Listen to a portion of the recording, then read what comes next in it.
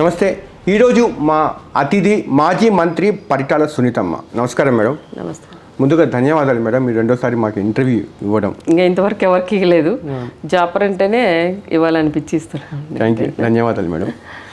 Madam, నా straight ప్రశ్న, మొదటి ప్రశ్న నాకు చాలా కన్ఫ్యూజన్ ఉంది. 2019లో మీరు మీ సీట్ని త్యాగం చేసి మీ అబ్బాయికి ఇచ్చారు. 2024 మీరే పోటీ చేస్తారా, లేకపోతే మీరు కూడా ఈసారి త్యాగం చేస్తారా? దీంట్లో త్యాగం చేస్తారనేది అయితే కాదండి, ఇది నా బాధ్యత. ఎందుకంటే ఆ రోజు పరిటాలరావు గారు చనిపోయినప్పుడు శ్రీరామ్ బాబుకి ఇంకా 9th క్లాస్ అబ్బాయి, ఇంకా తనకు కూడా మెచ్యూరిటీ అంటే 22 సంవత్సరాల ఏజ్ కూడా లేదు కాబట్టి ఆ రోజుల్లో నేనే కంటిన్యూ చేశాను. శ్రీరామ్ మళ్ళీ తనకు కూడా 24-25 సంవత్సరాలు వచ్చినాయి కాబట్టి 2019లో నా కొడుకునే పోటీ చేయించాలనే ఆలోచనతో నేను ఇచ్చాను. కానీ దీంట్లో త్యాగము అదేం లేదండి, నా బాధ్యత అది. నా కొడుకు ఎమ్మెల్యేగా ఉండాలా, ఎమ్మెల్యేగా చూడాలనే ఆలోచనతోనే శ్రీరామ్ బాబుకి ఇచ్చాను. 2024 రాప్తాడులో మీరు పోటీ చేస్తారా, ఇంకా శ్రీరామ్ పోటీ చేస్తారా? అది నేనా బాబు అనేది అది సారు నిర్ణయిస్తారండి. ఓకే. సో మీరైతే రాప్తాడులో ఒక గ్రౌండ్ అయితే ప్రిపేర్ చేసుకుంటున్నారు, మీరు పోటీ చేయడానికి ప్రచారం జరుగుతూ ఉంది, అది నమ్మొచ్చా? అంటే గ్రౌండ్ అంటే నా బాధ్యత అది. ఎందుకంటే రాప్తా నియోజకవర్గాన్ని 10 సంవత్సరాల నుంచి నేను ఎమ్మెల్యేగా పనిచేశాను. ఈ రోజు కూడా నేను కంటిన్యూ చేస్తాను, ఇన్ఛార్జ్గా ఉన్నాం కదా. ఓకే. ఇప్పుడు శ్రీరామ్ బాబు కానీ నేను కానీ ఇద్దరం కూడా కలిసి అక్కడ ధర్మవరం కానీ ఇక్కడ రాప్తాడు అన్నీ కూడా మేము ఇద్దరం కలిసే చేస్తున్నాం. ఇంకా రాప్తాడులో ఎక్కువ స్థాయిలో కూడా అందరూ రావడం, మాట్లాడడం, ఇవన్నీ పరిచయాలు కూడా ఉన్నాయి కాబట్టి అందరితో కూడా మాట్లాడుతున్నారు. అంటే ఇప్పుడు 2 నియోజకవర్గాలకు ఇన్ఛార్జ్గా ఇచ్చారు, మీకు శ్రీరామ్కి 2 సీట్లు ఇచ్చే అవకాశాలు ఉన్నాయా? 2 సీట్లు అంటే అది ఏదైనా కానీ చంద్రబాబు నాయుడు సార్ మీద ఆధారపడి ఉంటుంది. అంటే మా బాధ్యత అది.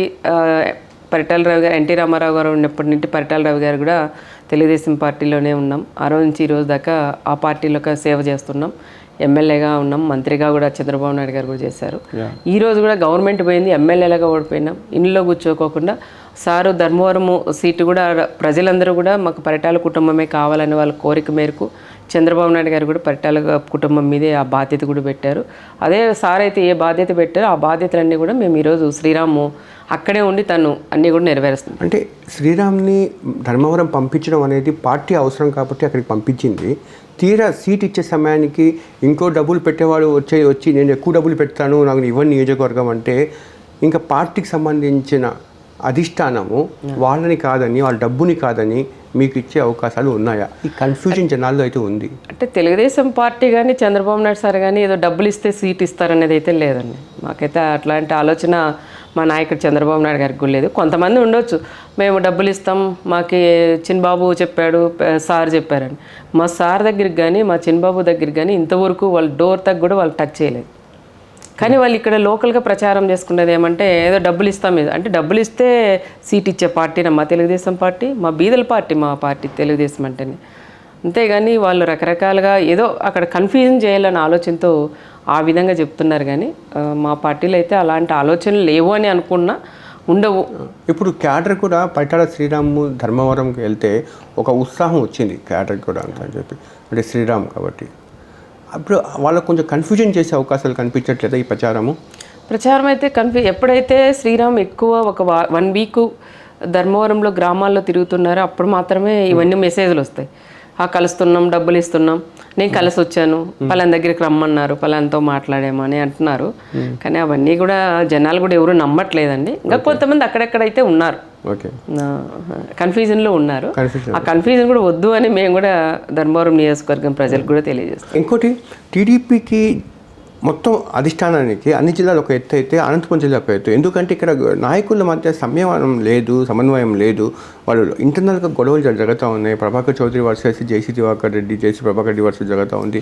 ప్లస్ ఇంకొకరు పట్టడం లేదు. వీళ్ళందరూ ఒక తాటిపైకి వచ్చి జిల్లా పార్టీని నడిపించే పరిస్థితి ఎప్పుడు వస్తుంది అంటారు? మీరు జిల్లాలో ఉండే ముఖ్యమైన నాయకులు మీరు కూడా ఒకరు కాబట్టి మీకు ఈ ప్రశ్న ఇస్తున్నాను.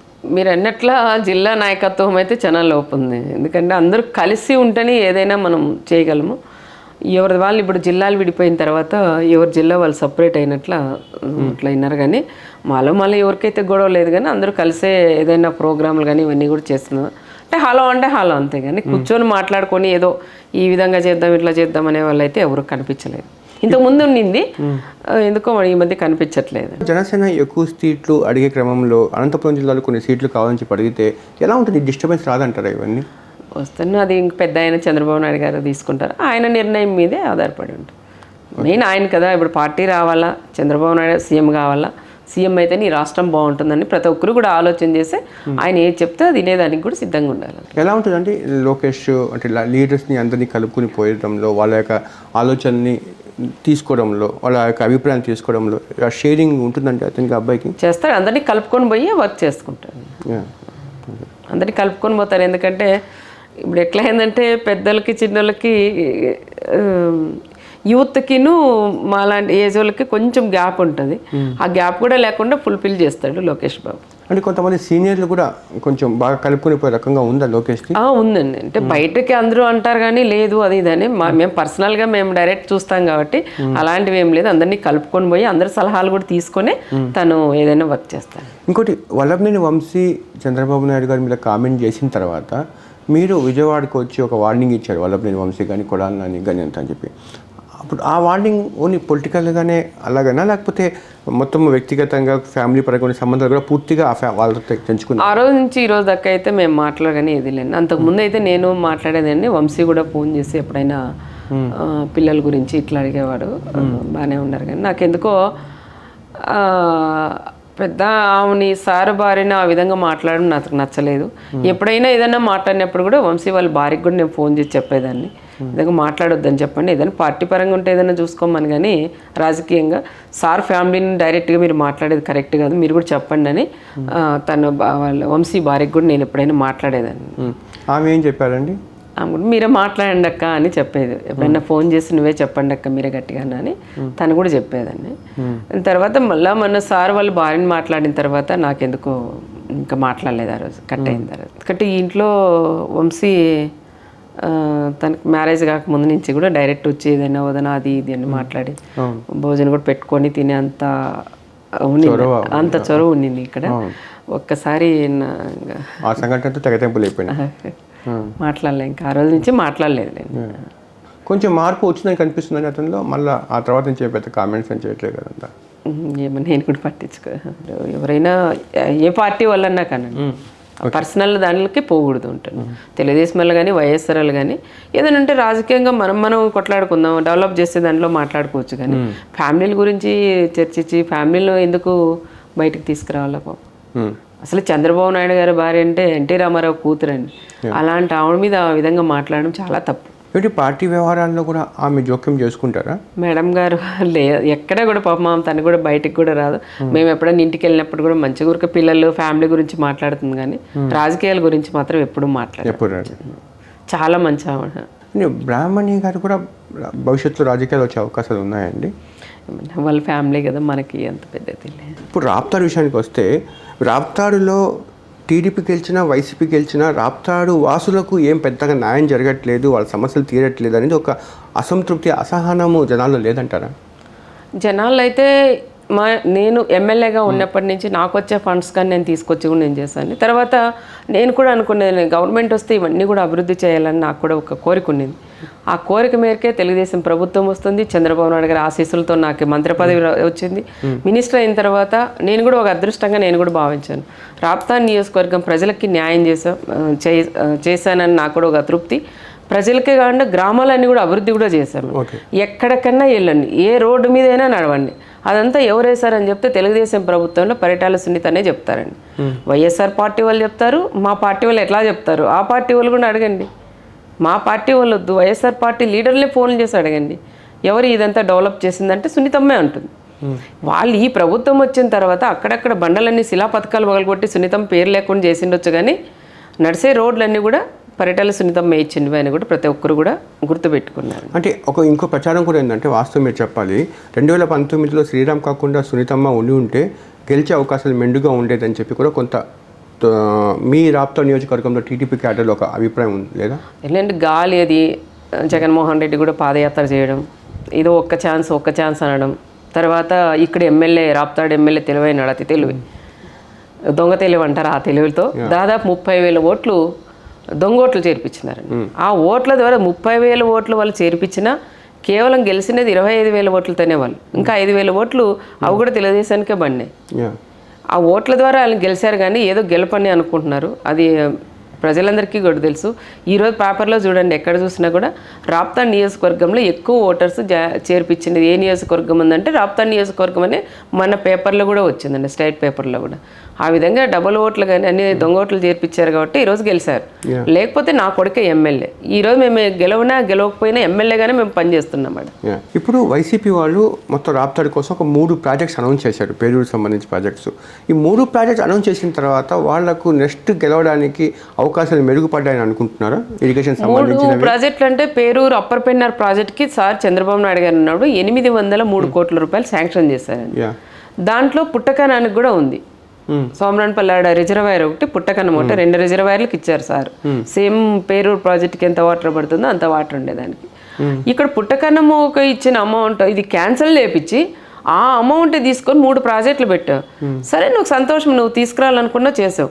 ఇది క్యాన్సిల్ చేయకుండా ఇంకా 3 ప్రాజెక్టులు ఎక్కువ తీసుకొచ్చింటే నేను కూడా మేము కూడా అభినందించాను. అది కాకుండా ఇక్కడ క్యాన్సిల్ చేసి పెట్టావు. మరి పెట్టిన తర్వాత ఏం చేశారు? శిలాపథకానికే పరిమితమైంది కానీ ఇంతవరకు భూమి 1 ఎకరన్నా నువ్వు సేకరించావా?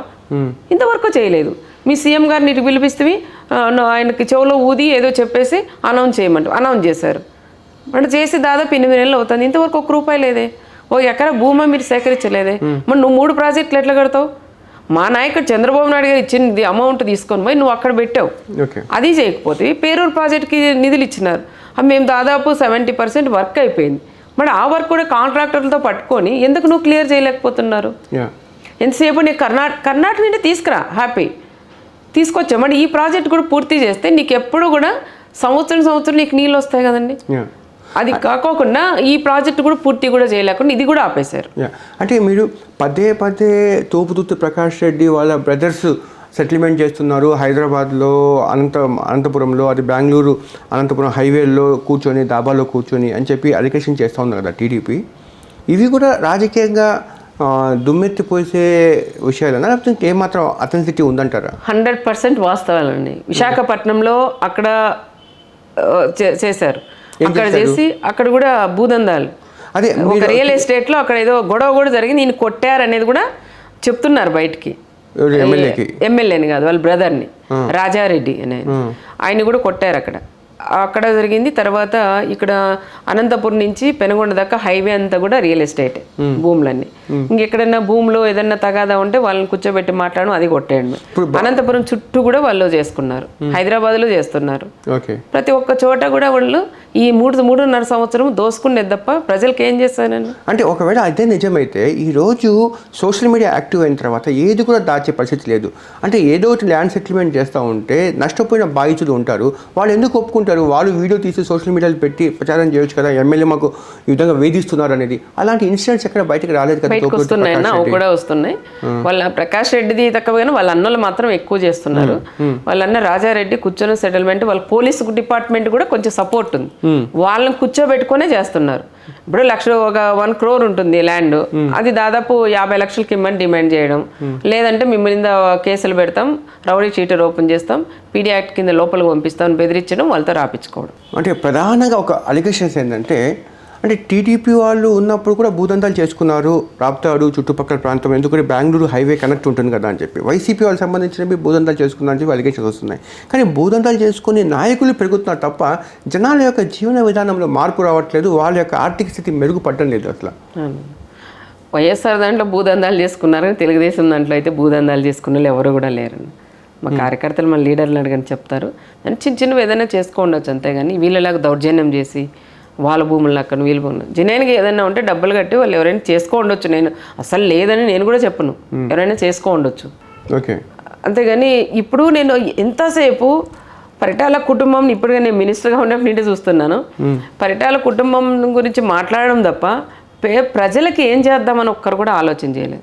ఈరోజు పరిటాల సునీతమ్మ మంత్రి అయిన తర్వాత చాలా డెవలప్ చేస్తాం, ప్రాజెక్టులు తెచ్చాం, స్కూల్ పిల్లలకి స్కూల్స్ కట్టించినాం. మీరు చూస్తుంటారు, నేను గుడికి వెళ్ళినప్పుడు నేను అక్కడికి వెళ్ళింటికి మీరే చూస్తాను, స్టేట్లో ఫస్ట్ వచ్చింది మా స్కూల్ కురకల్ పాఠశాల. దాదాపు 10 ఎకరాల ల్యాండ్ నేను మా ఆయన పరిటాల రావు గారి పేరు మీద ఇచ్చినాం, అక్కడ ఒకటి కట్టించినాం, దాదాపు 20 కోట్లు పెట్టి కట్టాం.